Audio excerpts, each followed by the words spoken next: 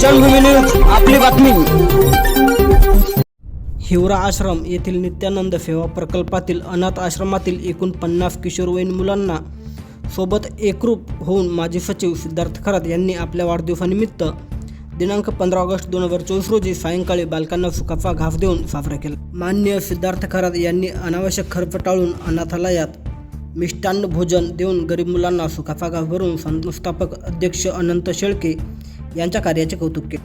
वाढदिवसाचा वायफळ खर्च टाळून अनाथ मुलांची सेवा करण्याची इच्छा असल्यामुळे व आपले कर्तव्य आहे या समाजासाठी काहीतरी करणं व आपल्या आनंदात अनाथ मुलांना सामावून घेणं व त्यांची मदतरूपी सेवा करून त्यांचं दुःख कमी करणं म्हणून अनाथ मुलांसोबत वाढदिवस साजरा करत आहे।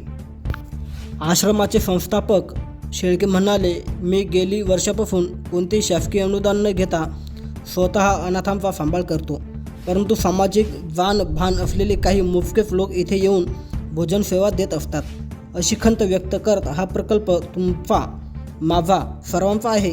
येथील मुलांचे संगोपन करून त्यांना त्यांच्या पायावर उभे करण्याचे काम करावे अशी अपेक्षा व्यक्त केली।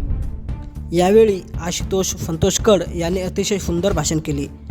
केतन बुरकुल, प्रेम चव्हाण, रुद्र एंडोले, ओम सोनस्कर, ऋषिकेश पवार यांनी देशभक्तीवरील गीतांवर डान्स केला।